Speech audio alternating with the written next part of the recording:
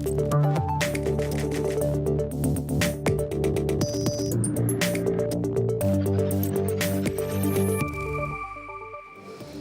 evening, I'm Britt Clennett in Hong Kong and welcome to ViewTV News. Coming up on tonight's show. Some cross-border coach companies are demanding more permits, saying they can help with transport capacity problems on the Hong Kong-Zhuhai-Macau Bridge.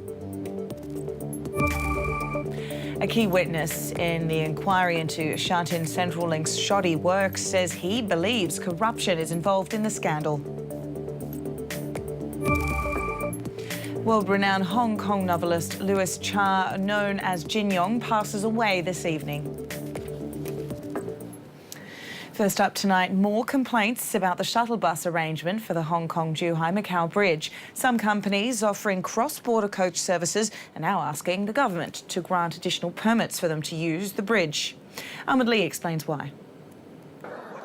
Last weekend, travellers waited for hours at the port area of the bridge before they could hop on the so-called Gold Bus to take them from Hong Kong to Zhuhai and Macau. Some coach companies that have been providing cross-border transportation via other port areas, such as Lok Ma Chau and Shenzhen Bay, say the government needs to issue more permits for them to use the bridge. Currently, only 200 of these direct buses can apply to change their permits to take the new sea crossing bridge route. The fleet of port-to-port Gold buses can take up to 2,000 passengers per hour. But during peak hours, there can be as many as 4,000 travelers in line, exceeding current capacity. Direct bus companies say they can offer a helping hand. Cross-border bus operators can rent out some buses to the port-to-port coach operators at a reasonable price to ease the problem. I believe this could significantly ramp up the transport capacity. Tourism sector lawmaker Yu Si-wing also agreed that utilizing all available resources is important. For instance, there are 50 permits for cross-border coaches going to Macau right now. A return trip between Hong Kong and Macau only takes 5 hours, so both the driver and the bus are actually idle for the rest of the day. Why don't we make use of these resources? Meanwhile, the government admitted that the transport troubles over the weekend were not satisfactory, but promised to work that out with the relevant authorities. What's going to happen is that the Transport Department is working closely with the operators to iron out the problem and find a viable solution, and also work in close liaison with the Zhuhai authorities and also the Macau authorities as well. Cheung didn't rule out the possibility of asking bus operators to deploy more buses if needed. Ahmed Lee, ViewTV News. Well, the Transport Department announced that starting from Monday, it will issue the remaining 5,000 cross-border permits to private cars to use on the Hong Kong-Zhuhai-Macau Bridge. The permits will be granted in order of the applications, and it's expected to be completed by the end of November. The Guangdong and SAR governments earlier agreed to set the permit quota at 10,000. Meanwhile, the acting CE, Matthew Cheung, took the chance to underline the seriousness of the Cathay Pacific data breach that affected 9.4 million customers. Cheung said the Privacy Commissioner and police have been investigating the hack. He warned that if Cathay doesn't cooperate, legal action will need to be taken. Senior counsel Martin Lee today called the joint immigration setup for the cross-border express rail madness. That's as the High Court began hearing the 4 judicial reviews filed against the arrangement. Lee is one of the lawyers representing the plaintiffs, including Leung Kwok Hung and Sixtus Leung. Lee accused the government of allowing a monster into Hong Kong by allowing all mainland laws to be enforced in the port area of West Kowloon. He described the port area as a one-country, one-system jurisdiction within the SAR, which he says clearly breaches the basic law and tramples on the rule of law. Lee also said the National People's Congress Standing Committee, who endorsed the arrangement, has no right to override local courts' judicial power in Hong Kong. To the inquiry over the Sha-Tin Central Link's shoddy works now, a key MTR subcontractor in the scandal has accused main contractor Leighton Asia of being corrupt. China Technology also said there are more problems at the site. Lydia Sung has the latest. China Technology boss Jason Poon faced a barrage of questions for a second day as the construction works inquiry hearing continued in Chunwan. Poon told the Commission of Inquiry that he didn't offer a full picture of the events at Hong Kong Station when taking media interviews because he was bound by confidentiality rules. He insisted everything he said was accurate and based on fact, and even dropped a bombshell: there are more problems with the construction. But he didn't elaborate on what the issues were. Poon also denied actively leaking information to lawmakers. Commission Chair Michael Hartman went on to ask why he found reports about people cutting short steel bars at the site alarming. Poon responded saying it's unusual for someone to cut a bunch of bars there.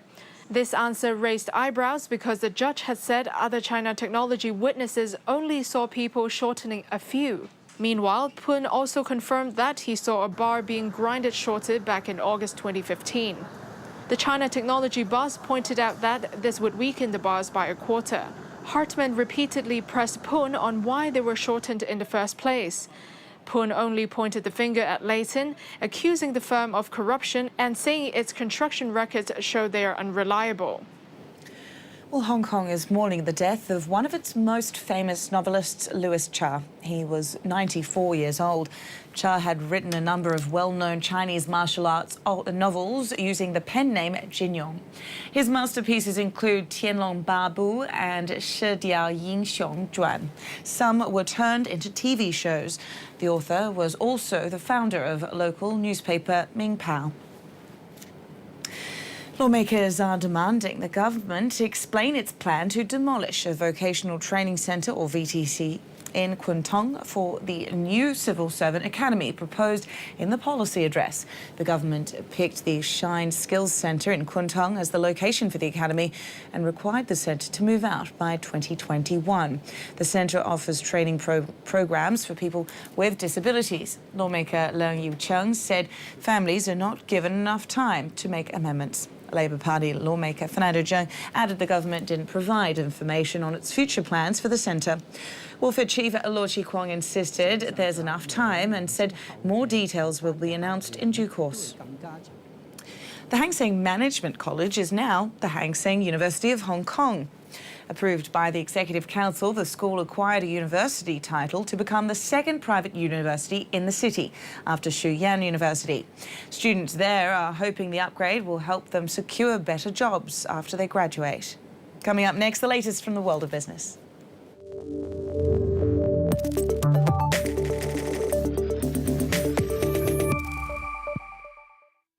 Hong Kong's new faster payment system, or FPS, is already plagued by more than 10 cases of fraud. However, according to the government, the problem doesn't lie with the transfer gateway, but external digital wallets. Speaking in LegCo this morning, Financial Services and Treasury Chief James Lau pointed the finger at the lax verification in some payment platforms, such as Alipay. Lau said the scammers had stolen people's identities and then used the information to set up such wallets, which could then enable transfers. The losses reported so far have amounted to at least $400,000. That prompted the Hong Kong Monetary Authority, which developed FPS, to suspend an auto top-up service from banks to digital wallets last Wednesday. It said those companies have to strengthen security before the service can resume.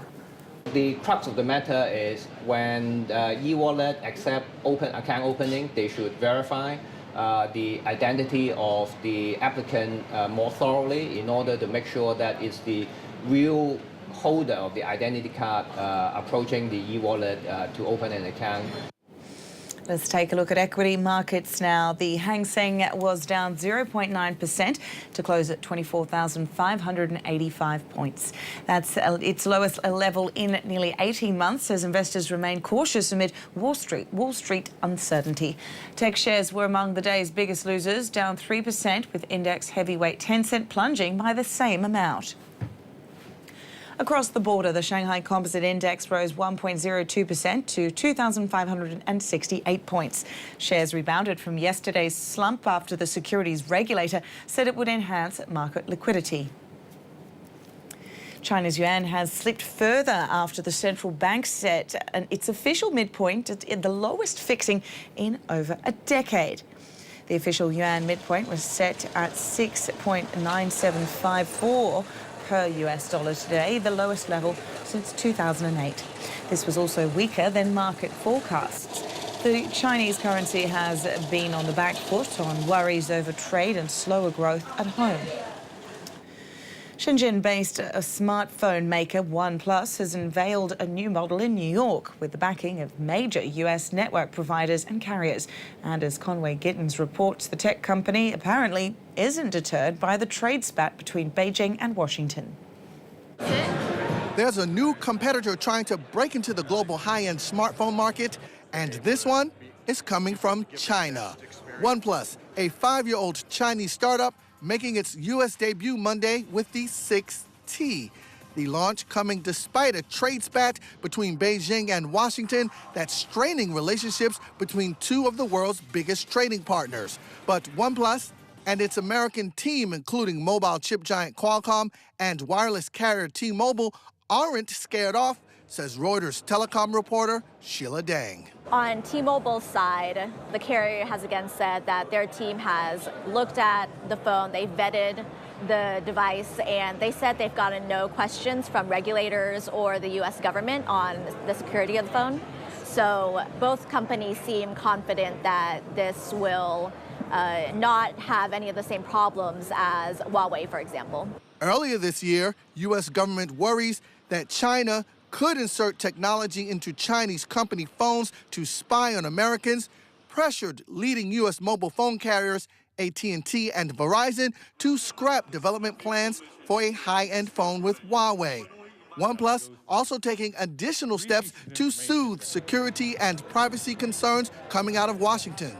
So OnePlus has always said that they've been very stringent on the security of their phones. And one of the new features on the phone is there's a fingerprint scanner. So during the event in New York today, they said that they've engineered the phone to only memorize the fingerprint on the device itself. So it's not going to a server or anywhere different than the phone.